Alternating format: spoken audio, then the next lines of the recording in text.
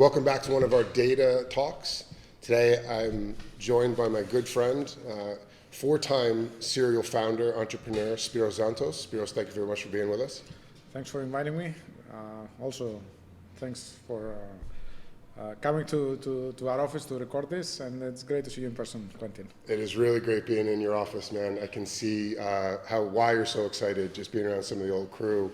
And back in an office with you, I must admit, I got some goosebumps walking in. It's really cool. So before we jump in, love to introduce the audience to you. Some may know you, some may not. Again, you've had a pretty incredible career, right? Four-time founder, senior vice president at Splunk, helped build the observability business from the acquisitions of Omnition. Why don't you tell us a little bit about yourself? So I pretty much worked, let's say, in dev tools and observability my entire career. Previously started for companies. The first one was out of my PhD at the University of Illinois at Urbana-Champaign. Built what ended up being like a log analytics tool. After many kind of iterations on that, we ended up getting acquired by VMware. I worked at VMware for 2.5 years in the systems management business unit of VMware, which is the business unit where all the tools for monitoring and management were built. I worked in consumer for a bit, and then that made me realize that I really love building like hard technical problems in the B2B space. So in 2018, Mayank and I, who's my co-founder at Resolve as well, got together and started Omnition, one of the first observability tools for cloud-native applications. We also co-created OpenTelemetry as part of our effort there to like standardize telemetry data collection and instrumentation. So move away from the previous situation where every vendor had their own agent. The data was not, you could not connect the data together because it was all proprietary. And Omnition in the end got acquired by Splunk, and then that's where I met you and had the privilege of working together. And for 4 years, basically, I was responsible for building Splunk observability, which basically was to take like the traditional Splunk technologies for logs, 6 acquisitions, including Omnition, SignalFX, VictorOps, combine them together into a single platform and a single product, let's say, until last summer when I decided to leave. And now working on Resolve, new startup. We're 9 months old. Excited. I can share more about it as well. Yeah. And so I'm sure there's many questions people want to ask you, but knowing what you've done, knowing how much success you had throughout your career, I got to ask the most obvious. Why do it again? Yeah, so after actually selling Resolve and getting to Splunk, I told myself that I'm not going to start another company. Yeah. Being a founder and CEO is very, very hard, very stressful. It's kind of the role in a company that you don't have anybody else to kind of complain to, like everything stops with you. That's right.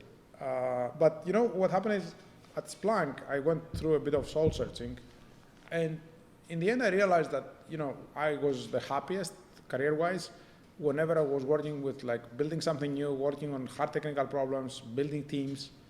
And I think you have a lot more opportunity to do that at startup than you have at a big company, right? So after I decided to leave Splunk, I was very intentional. I got together with Mayank and tried to find a problem that kind of had all of these characteristics, right? Big important problem. If you solve it well, you can have a lot of impact. You can create a big successful organization, which is not about the money, right? If it has that potential, then you can attract other smart folks who might want to work with you.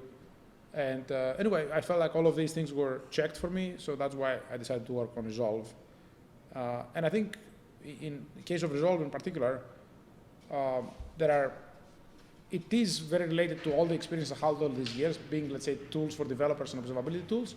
But now, instead of building one more of these, with the use of AI, I think we can kind of do a lot better. We can essentially move from actually, providing data to developers and SREs to use, to actually building AI that can utilize all this data and get us answers, right? And eliminate some of the stressful and tedious work that developers have to do.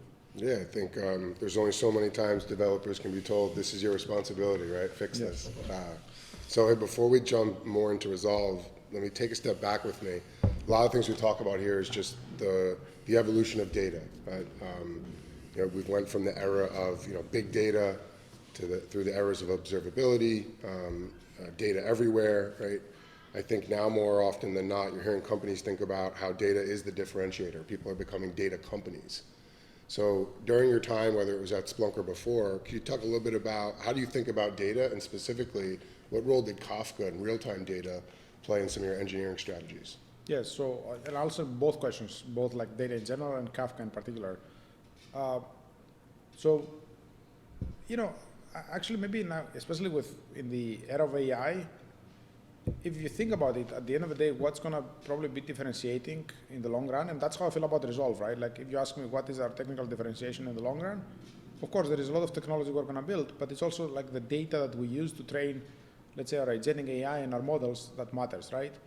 And I think that's true in general in the industry, right? Like essentially the quality of the output or the quality of the AI, it's purely dependent on data, right? And there is a lot of data that is probably shared across the industry, and everybody can use that, and that's kind of levels the playing field. And whatever you do beyond that to differentiate yourself in the industry you're in, it's probably going to depend on data more so than, let's say, other aspects of technology, right? Because that's moving very fast and it's being kind of commoditized. Now, I have a lot of experience with Kafka. At Splunk, we had a lot of data for Splunk observability that would go through Kafka. We're one of probably the biggest deployments of Kafka. And obviously, there was a reason why we chose it as a platform, I guess. Interestingly, it was used by Splunk itself. It was used by Omniscient, my company, for several things, and SignalFX was using it as well, right? So when we combined the platforms, Kafka was one of the things on which, let's say, we kind of came together. One of the things we could agree on. Yes, exactly. And obviously a lot of value, but also at scale, it's a challenging system to manage, right? Like many things can go wrong, and oftentimes we felt maybe we didn't have like enough expertise almost to manage it, right? A lot of value, but like also challenging. And we always, to be honest, we had this question, right, between does it make sense to run our own, or should we be using a managed service, right? And there are different trade-offs, right? Both in cost, both in quality, both in like control, and many, many other things. But a lot of experiences and a lot of kind of good and challenges, let's say, with it, especially at scale. Yeah, the scale, I think the security aspects, the Correct, control aspects, right? It all has nuances. So kind of segueing a bit, so data is a cornerstone of GenAI, right? Whether it's thinking about improving accuracy, reducing hallucinations, whether it's, like you said, providing better quality data to improve the models faster. Everyone's on a GenAI journey, right? Everyone is, I'd say earlier in their stages, but rapidly figuring out how they can either improve internal use cases to bring external use cases to market. How do you think about, you talk to many people, how do you think about a customer's GenAI journey? So, first of all, I'm a believer in AI, right? Like, and I believe, generally speaking, that it's one of these technological, let's say, advances that happen once every decade or 2 decades that actually push us forward and, make our life. Obviously, there is a lot to be said about like changes that are going to happen to our industry, but in my opinion, what's more important is like changes that are going to happen to our lives, right? And even like growth and technological advancement that come as a result that improves our lives in general, right? So as such, I'm a believer and I'm a big optimist, let's say, on the positive impact of AI to the world. Now, as a new technology, I also see that, maybe it feels like people are using it as a hammer for every problem they have, and that's naturally happening, I think. But I also think there is true value, right? So over the next couple of years, in my opinion, we're gonna kind of get to more clarity about what are the ideal problems we can solve well today, what problems we can maybe assist in solving, and what problems maybe we need more technology to solve well.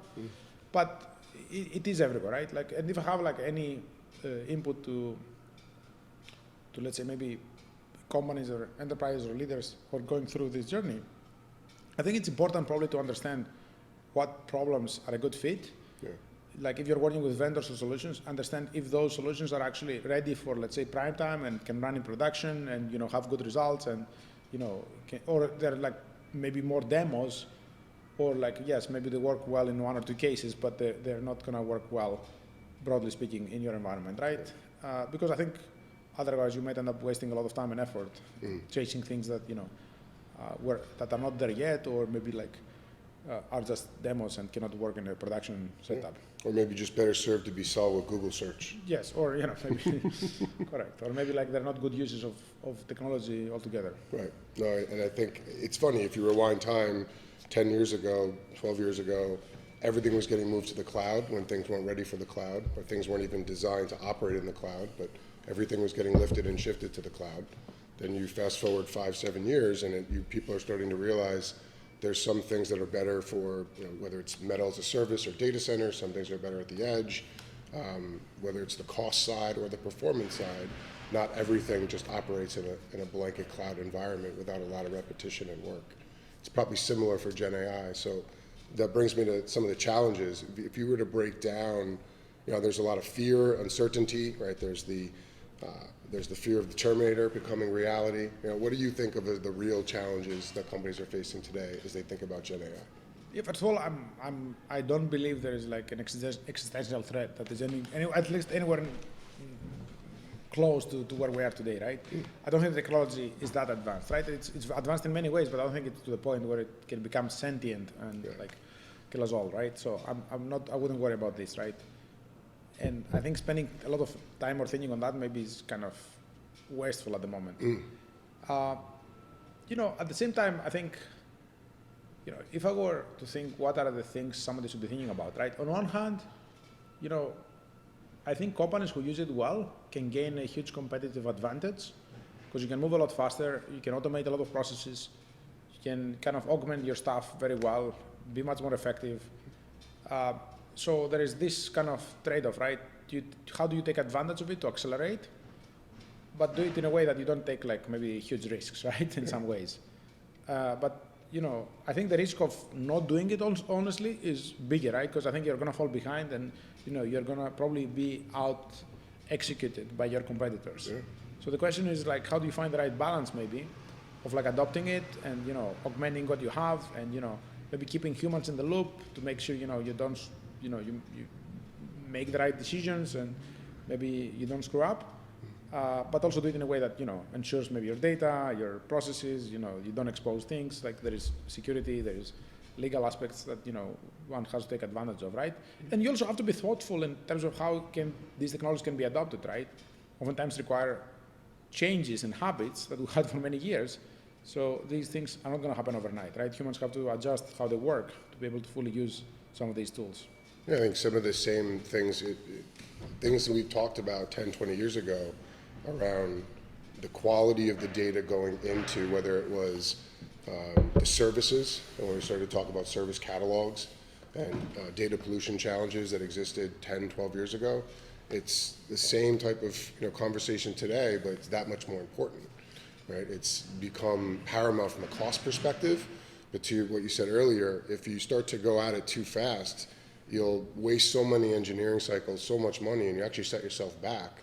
While a competitor could be more focused, more, I think, discreet about thinking about their data, thinking about the risk factor, thinking about the people process factor, and leapfrog you before you even realize it. Correct. And actually, you're bringing up a good point, right? Like data quality matters. And to some extent, one of the ways that you can decide if AI is a good application, GenAI is a good application in the domain, is like, do you have good quality data by which you can, let's say, train or post-train models so you can make like sound decisions, let's say, or assist in sound decisions, or if you don't, then it's less likely you're going to be very successful, let's say, in getting a lot of value out of it. Right, and then you'll be chasing the wrong use cases, chasing the wrong problem, yes. Right? Yes, or wasting a lot of time trying to get it to work, right? Yeah, and unfortunately, we don't have nuclear power yet, so the cost of this is still pretty astronomical. Yes. So tell me, so as you look forward, right, you're shaping generations. You have shaped generations in some of the things you've done across open telemetry, right? One of the purveyors, founders of that open source movement, right? Obviously, everything that came together, observability, Titan known in the market, now playing and building out in the GenAI space in the on-call. What are some of the key themes that you think are shaping behind what your company is doing, but again, the whole movement to bring GenAI to realities for these companies? Yes, so you're too nice, but I don't think my contribution was that significant. But I would say this, right? Like, I think that in my own journey in building, like I said, multiple generations of these tools, and even running like large-scale software systems, one thing was always consistent, right? Like, we would collect a lot of data, we would store all of this data, let's say, but then it was always back to humans to actually do the work, right, and connecting the dots. And I think this is true, obviously, in the space where Resolve is in, production operations in general, or like production issue troubleshooting and on call. But it's true for many other aspects of the work we do, right? So I think now what I feel we have maybe a unique opportunity, for the first time in a long time, is to actually approach this differently from first principles and see if we can build AI that, kind of in some sense consumes this data now, that otherwise humans would have to connect together, and assist in making decisions and, getting to an answer a lot faster. And honestly, in the case of Resolve, helping developers kind of with a lot of being on call, for example, and troubleshooting issues, it's a very stressful, very tedious task, right? You might be working in the middle of the night. So it's not just about, let's say, better outcomes and productivity gains, right? But it's also about improving the quality of life of developers and SREs and folks who are on call, and helping them, let's say, eliminate some distractions and allowing them to focus more on building and, delivering value and building features, right? The things that they enjoy doing and the things that, move the business forward. I think that, at the same time, the challenges are, like we discussed before, right? Like, you need to have enough data, you need to have, let's say, to aim for enough automation that obviously makes a difference from the status quo, but also at the same time, if you aim too high, maybe, AI is not like magic, right? Like, it cannot solve all the problems, and you might end up wasting a lot of time attempting to solve something that is maybe not yet solvable, right? So, like, the sequence of how you approach the problem, what do you aim to automate versus keep humans in the loop, how do you create trust, how do you evolve from there, all of these things matter a lot, right? It's a non-trivial problem to solve. In fact, I would say Resolve is the hardest product I was ever involved in building. This one? Yes. Wow. Do you think, so I mean, to the point, is that because trying to figure out the balance between speed, checks and balances, and what flows to the automation versus what flows to the human? Is that a big part of it? I think it's many things, right? One, first of all, like, GenAI is by definition probabilistic in nature, so it's a very different way of building software. Right.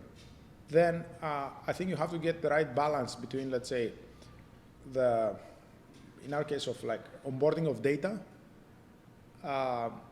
knowledge creation, and if you had like infinite time, let's say humans could augment a system like this and create a lot of knowledge, but you cannot do it like this, right? So you have to automate a lot of the process of like knowledge capturing and data capturing, and so that you get to a point where a model can perform a task as effective as a human, but also like agentic AI in general on top of all this, right? Where essentially you have an AI that tries to, let's say, look at data, make an iteration, gather more data or more evidence, maybe make another iteration, evaluate again, right? Like this is a very hard problem to get right. It's a very hard problem systems-wise. It's a very hard problem, even from an AI perspective, right? And although GenAI has advanced a lot since, let's say, GPT-3, it's still not to a point where it's a no-brainer how do you build an agentic AI, right? That's why I'm saying it's a very, very hard problem, right? It was impossible before.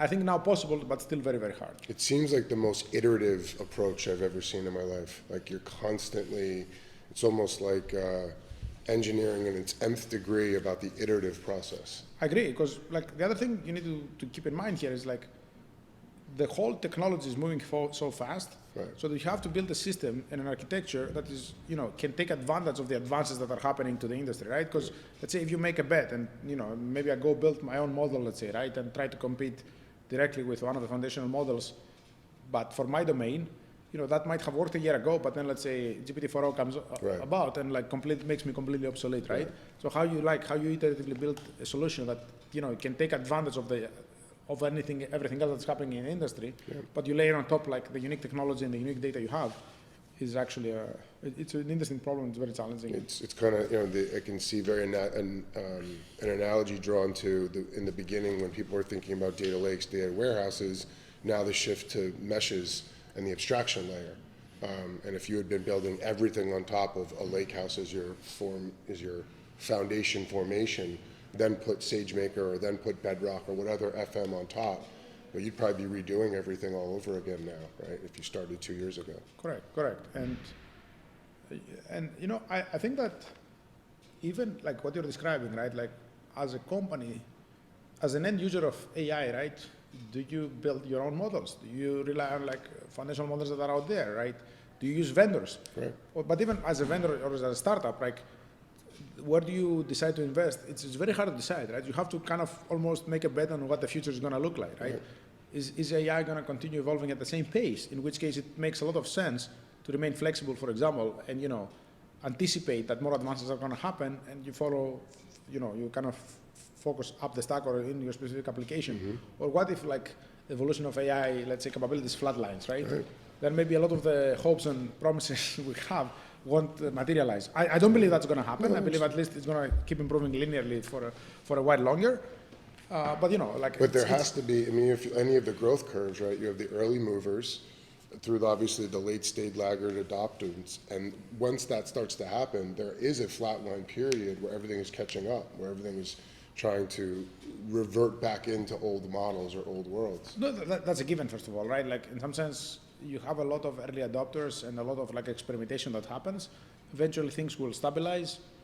You know, some of the hype is going to subside, but you know, hopefully, what remains is going to be, you know, tremendous value creation, right? Like, you know, we're going to truly, like, even if like half or 1/3 of the hopes and expectations we have about AI materialize, I think the world is going to look very, very different. The world will be completely different. Yes. Yeah. I mean, you could go back in time, route switching and computing. Cisco wasn't the company that it was today. There was a plethora of companies that were trying to redo that and look at the technologies and how that evolved, right? So there's all these paradigm shifts that we've gone through, whether it was MPLS convergence networking, then mobility, cloud performance, right, capabilities, the expansion of application development. Everybody became a software company. Now everybody's trying to become a GenAI company, right? And you know, that's a good example, right? Like the internet obviously created some huge companies, but in reality, what it created more so than that, it created like a new kind of way of, let's say, working, operating, building software, etc. Right? Like it had huge impact, and you know, most of the value was not captured by the infrastructure providers, although some of them became huge. It was captured by like the companies that came after, right? That's right. That they used it as a conduit. You know, it built assuming the internet is there, right? Like not building infrastructure for it. That's right. But to your exact point, they built something assuming about this new internet highway that no one really understood. The shift from frame ATM networks to multi-protocol layer services and everything in between, people were building off of what they thought would come. And most of those companies that built the foundation, right, that they didn't go on to become the bell winners, right? The bell winners. You know, it's unclear. Like to me, like the foundation, some of the foundational model builders are going to obviously be successful. Of course. But truly, if you ask me, I anticipate that a lot of more value is going to be created, let's say, on top of that and in vertical applications, and assuming, let's say, AI has certain capabilities and applying it to like all sorts of different fields, rather than just in a horizontal way. Yeah, so the golden picks and shovels will win again, right? In the AI race. So all right, that brings us to our conclusion. So let me first summarize a couple of points, and then I'd love, you know, your insights on some, you know, some recommendations or thoughts for others. So we talked about the criticality of data quality. How it's not a new topic, but now more than ever, from the accuracy perspective, the cost perspective, the risk perspective, that even though as fast as people want to become GenAI companies, the beginning cornerstone continues to be about data quality and people and processes. You talked a lot about really trying to get a handle of what problem are you trying to solve with the AI use case, and not just chasing the hype, right? Really being thoughtful about, is this better served for just an improved search versus an AI use case? You talked a little bit about this, we've spoken before, about looking inward first, about like, hey, what could we solve for our business instead of just chasing every external use case, because it's a fast way to burn a lot of money, I think. I think the last thing you talked really well about, again, was around when you look at building a company, say today, nowadays, and really looking at, you know, do you build, do you buy, do you leverage other foundation models or other LLMs? And I think really having an iterative critical process for that, right? I don't think it's you just decide and you go. it's not like, should we build this GPU or should I build this one specific thing? It's a much more interconnected question these days. Correct. Is that fair? It's fair, and on one hand, let's say, my view on like buying versus building, it's always like, unless it's your business, it probably makes more sense to buy in the long run. But also we're in such an early phase of GenAI, so it's not obvious in some cases. Like you have to probably do your own validation to know what's feasible before you decide to buy a solution, right? Yeah. Because otherwise, you might not even be fully aware of what's doable and what's feasible, right? And you might end up wasting time that way. But yeah, like your summarization is spot on, right? And like you said, the quality of data matters. Having clean data, having the right access to the data, having like the right policies for securing your data also is right. And also, sometimes, what I see happening is if you try to be too conservative with that also is not a good solution, right? Like you want to be able to use your data, let's say, and maybe you want to be able to use your data to train models and utilize GenAI. So it's not just about being protective of it, right? It's about being thoughtful, right? Yeah. And I think the companies who are going to do this right are going to move at reasonable velocity, and you're going to use their data. They're not just going to be fully protective of it, but they're going to find how to strike the right balance there. Yeah, that's and to your point, your data, your flow metrics from your customers are going to be so specialized around what you're trying to do. So compartmentalizing that, leveraging it, applying it the right way, both in real time and in more traditional senses, that's where I think you're going to find the right balance. Correct. So to some founder out there, right, that's sitting there getting ready to burn the boats, getting ready to make a move, what advice would you give to she or he as they start to think about making this, this big jump? Okay, so now I guess going back to like completely the idea of like somebody wanting to start a company, right? Yeah. Start where we stop. Stop where we started. Okay, so I think that being a founder is very hard because, and you have to have like, first of all, you have to enjoy the process. You have to enjoy like solving hard problems, and honestly, like you have to be committed in the long run. Like burning the boats is a kind of a good analogy. Like I think if you are trying to, do it and not sure and like half-ass it, like it never works, right? It's such a hard problem that you have to be all in and committed, and persistence is probably the most important thing. So I'm all for it. I think like I changed my life by being an entrepreneur, and I recommend it for everybody. But also it's hard, right? And you have to be kind of committed and ready. Because what also happens is like the moment you decide to raise money, and that's not the only way to build a business, right? But in any case, you usually convince other people to join you, right? And that's huge responsibility, right? So you have to be certain that you're in it for the long run, or as long as needed. Once the moment you start convincing other people to either invest their money, join you, or buy your product, it's a huge responsibility, right? But at the same time, I think probably I'm all for actually people starting businesses. I think that's, like I said, that's probably the best way to improve change your life, the life of your family. And in general, like I'm in favor of taking risks, right? And not huge risks at all times, but like risks for which, let's say, the upside is higher than the downside. And maybe that's kind of the final thing, right? That what I've seen in my career, a lot of maybe the mistake that smart people make sometimes is that they optimize to not lose what they have, like they optimize for the downside rather than they optimize for the upside, right? Which is much higher. Yeah. So, as long as, like I said, you're ready for it, there is usually more upside in starting a company. Because even if it doesn't work out, you learn so much more that, in whatever you do next, you're probably going to be much more effective. I mean, and thank you. That was really beautiful as always. I think the thing I learned, you can learn in any environment. You can learn from a book, you can learn from a mentor, but truly being at a startup, going all in, keeping your head, your heart, and your feet connected, present, right, and going all in that, you're going to learn more in 12 months, 6 months maybe, than you will in a large environment for a lot of reasons, right? The wearing of many hats, the facing different problems every week, right? I think the one thing you can say that's constant in tech is change, but the one thing that's constant in startups is hyper change, right? So I think it's a fast track. It's like a mini MBA of how to be an operator. Yeah, more than that. Like that's totally true. Like one of the observations I had as I worked in like smaller and bigger companies, like at the startup, like the success of the company depends on you personally, right? Yeah. No matter what your role is, almost, right?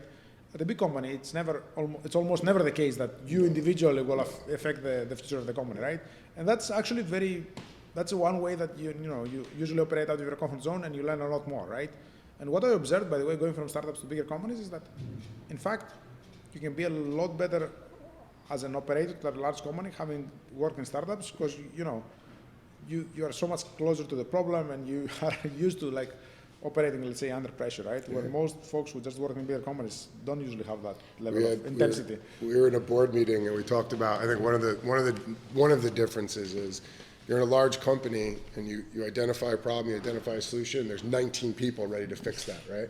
You're at a startup, you identify a problem, you identify a solution, you're looking in the mirror about who's going to solve it most of the time. Yes, right? that's entirely true. But on the other hand, you identify a problem, it's up to you to fix it, right? In a big company, you also have to convince another 20 people. Yeah. That's an important problem worth solving. So it goes both ways. And to your point, fixing that will change your life, can change your life, can change the life of everybody you bring on, your investors, right? Yes. And your team to be. So my friend, this was absolutely amazing. It's great to catch up with you. Very, very happy for you and the team at Resolve. I know you're going to go on to do some incredible things. Any closing thoughts? No, I mean, it's great to see you in person again after a while. Yeah. Also, yes, you have a new role now at Conduktor, so congrats. It seems like a great company. Thank you. Appreciate it. I hear great things about what the work you all do. So anyway, thanks for inviting me, and I hope you all enjoy this.